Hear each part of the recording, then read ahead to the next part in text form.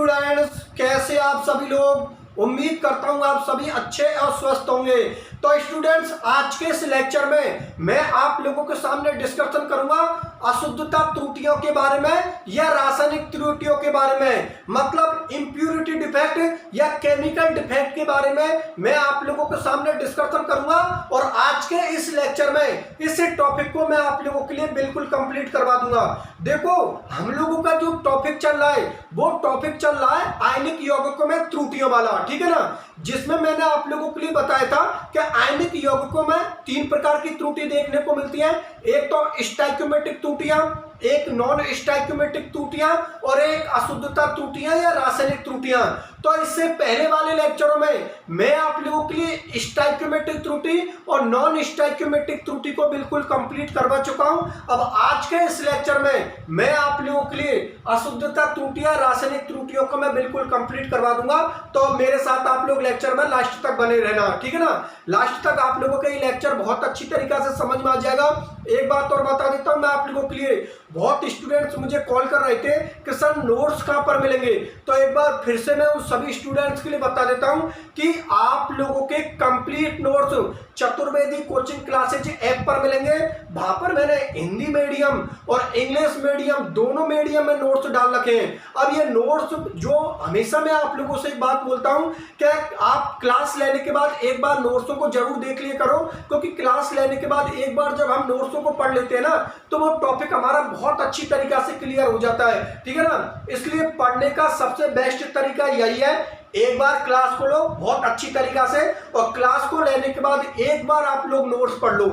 इस तरीका से टॉपिक आपके दिमाग में फिट होगा कि दोबारा उस टॉपिक को आप लोग कभी नहीं भूलोगे, ठीक है ना। तो चतुर्वेदी कोचिंग क्लासेज ऐप पर आप लोगों को कंप्लीट नोट्स मिल जाएंगे हिंदी मीडियम और इंग्लिश मीडियम में। और यदि आप लोगों को मेरे से कुछ पूछना है तो कोचिंग के नंबर है, कोचिंग के नंबर पर आप लोग मुझे कॉल कर सकते हो, व्हाट्सएप कर सकते हो, ठीक है ना।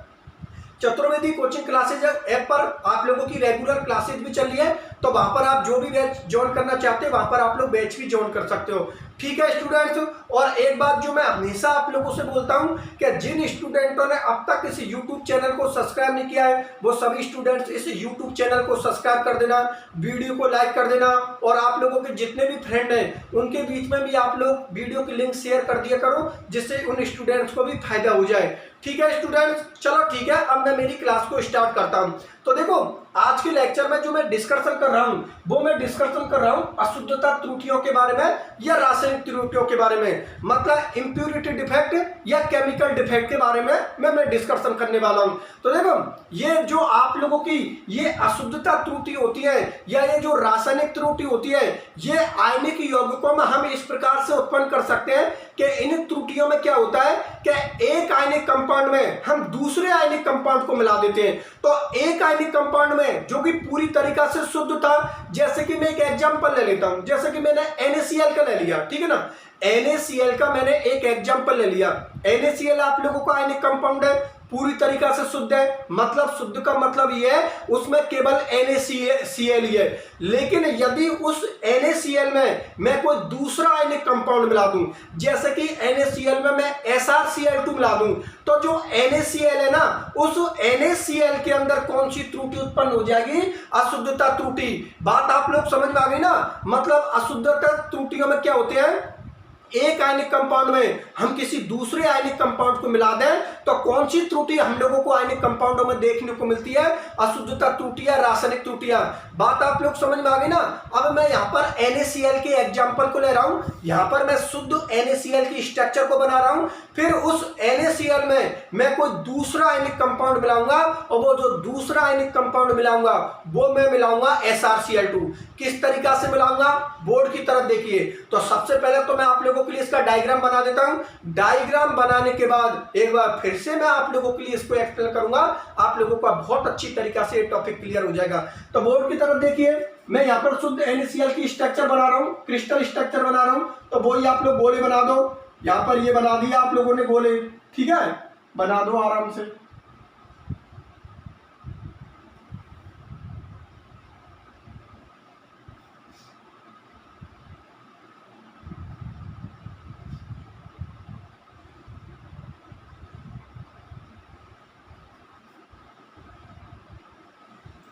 ये आप लोगों ने क्या किए, गोले बना दिए, ठीक है ना।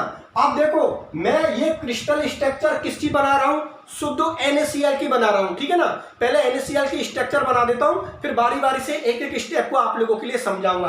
तो लिख दो आप लोग, यहां पर क्या लिखोगे Na+, यहां पर क्या लिखोगे Cl-, यहां पर क्या लिखोगे Na+, Cl-। अब कॉमन सी बात है, यहां पर आप लोगों का Na+ है तो यहां पर कौन आएगा Cl-, यहां पर कौन आएगा आप लोगों का Na+, यहां पर Cl-, यहां पर कौन आएगा आप लोगों का Na+, तो यहां पर कौन आएगा आप लोगों का फिर से Na+ आएगा, क्योंकि यहां पर कौन है आप लोगों का Cl-।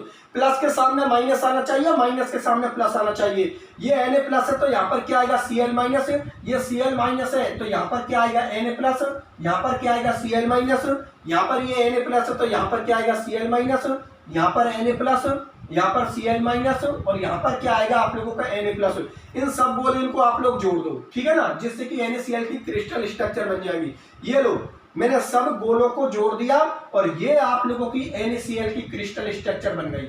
देख लो आप लोग, ये लो ये NaCl की आप लोगों की क्रिस्टल स्ट्रक्चर हो गई।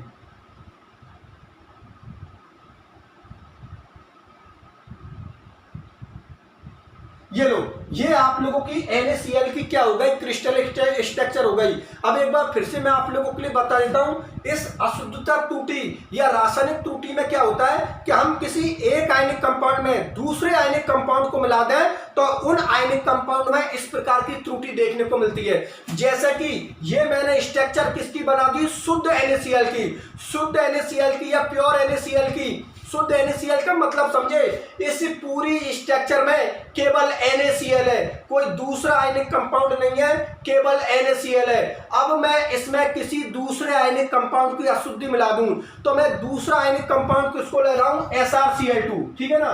इस NaCl में जो मैं अशुद्धि मिला रहा हूं वो किसकी अशुद्धि मिला रहा हूं मैं, SrCl2 की, ठीक है ना। ये अशुद्धि मैंने किसकी मिलाई है, SrCl2 की। तो देखो आप लोग अच्छी तरीका से जानते हो कि Na पर कितना चार्ज होता है +1 और Sr पर कितना चार्ज होता है +2।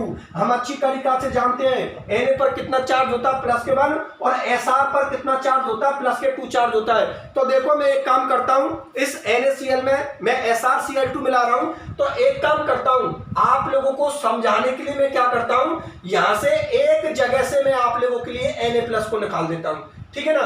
एक जगह से मैंने क्या किया, Na+ निकाल दिया। तो इसमें क्या होगा कि NaCl की इस स्ट्रक्चर के अंदर क्या होगा, कुछ कुछ जगह से आप लोगों का Na+ निकल जाएगा और कुछ कुछ जगह पर क्या आ जाएगा, Sr+2।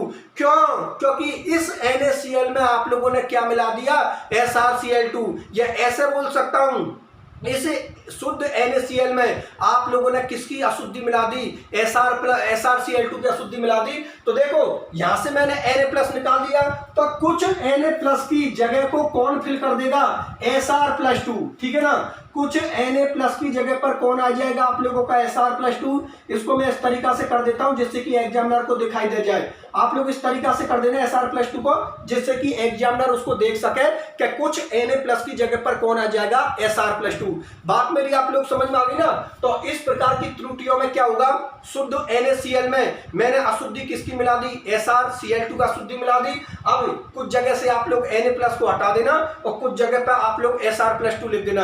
अब यहां पर गौर करने वाली बात यह है कि जब आप लोगों का शुद्ध NaCl था तो शुद्ध NaCl की जो चालकता थी, जो कंडक्टिविटी थी, वो क्या थी, कम। लेकिन जैसे ही आप लोगों ने अशुद्धि SrCl2 की मिलाई शुद्ध NaCl में, तो पहले के कंपेयर में इस NaCl की जो चालकता है वो चालकता का मान क्या हो जाएगा, ज्यादा हो जाएगा, क्योंकि यहां पर आप लोगों के आयन फ्री हो गए। और हम लोग अच्छी तरीका से जानते हैं कि फ्री इलेक्ट्रॉन और फ्री आयन विद्युत के क्या होते हैं, सुचालक होते हैं। और हम यहां पर ये जानते हैं कि देखो शुद्ध NaCl में Na पर कितना चार्ज होता है, +1 और Sr पर कौन सा चार्ज होता है, +2। तो हम अच्छी तरीका से जानते हैं कि जितने ज्यादा चार्ज बढ़ेंगे, जितने ज्यादा आयन होंगे, उतनी ही ज्यादा किसी भी आयनिक कंपाउंड की क्या होगी, चालकता होगी। तो जब शुद्ध NaCl था आप लोगों का, तो Na पर कितना चार्ज था, +1। लेकिन जब आप लोगों ने SrCl2 की अशुद्धि को मिलाया था ना, तो पहले के कंपेयर में इस आयनिक कंपाउंड की चालकता का मान क्या हो जाएगा, ज्यादा हो जाएगा। क्योंकि गौर से देखिए Na पर कितना चार्ज होता है +1 और Sr पर कितना चार्ज होता है +2। तो जैसे जैसे आप लोगों के चार्ज बढ़ेंगे वैसे वैसे उस आयनिक कंपाउंड की चालकता का मान भी बढ़ेगा, क्योंकि हम अच्छी तरीका से जानते हैं कि चार्ज बढ़ने पर या आयनों की संख्या बढ़ने पर चालकता का मान बढ़ता है। बात आप लोग समझ में आ गई ना। अब देखो ये NaCl में मैंने किसकी अशुद्धि को मिलाया, SrCl2 को। अगर आप लोग SrCl2 को नहीं मिलाना चाहते हो तो इस NaCl में आप लोग CaCl2 की अशुद्धि को भी मिला सकते हो। जैसा कि इस NaCl में मैंने SrCl2 मिलाया है ना अशुद्धि के रूप में, तो इस अशुद्धि के रूप में आप CaCl2 को भी ले सकते हो, ठीक है ना, CaCl2 को भी ले सकते हो। तो ये CaCl2 भी इस NaCl में कौन से प्रकार की त्रुटि उत्पन्न कर देगी, अशुद्धता त्रुटियां। बात आप लोग समझ में आ गई ना। और AgCl में CdCl2 मिलाकर भी इस प्रकार की त्रुटि उत्पन्न कर सकते हो। जैसे कि यहाँ पर NaCl में SrCl2 मिलाने पर भी आप लोग इस प्रकार की त्रुटि उत्पन्न कर सकते हो। इस NaCl में CaCl2 मिलाने पर भी आप लोग इस प्रकार की त्रुटि उत्पन्न कर सकते हो। और ये आप लोगों का ये जो AgCl है ना, AgCl, इस शुद्ध AgCl में माना कि ये आप लोगों का शुद्ध AgCl है, तो इस शुद्ध AgCl में आप CdCl2 की अशुद्धि मिलाकर भी इस प्रकार की त्रुटि उत्पन्न कर सकते हो, ठीक है ना। CdCl2 की अशुद्धि मिलाकर भी आप लोग इस प्रकार की त्रुटि उत्पन्न कर सकते हो। बात मेरी आप लोग समझ में आ गई ना।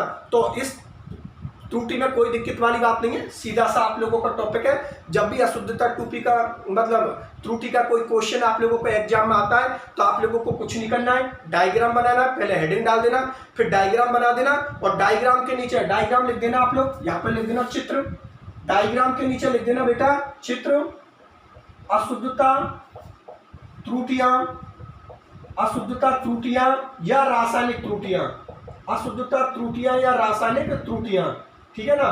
डायग्राम के नीचे क्या लिखोगे, अशुद्धता त्रुटियां या रासायनिक त्रुटियां। मेरे पास जगह थोड़ी कम है तो आप लोग देख लेना, चित्र के नीचे लिख देना अशुद्धता त्रुटियां या रासायनिक त्रुटियां। और कुछ नहीं है, टॉपिक सीधा सा है आप लोगों का।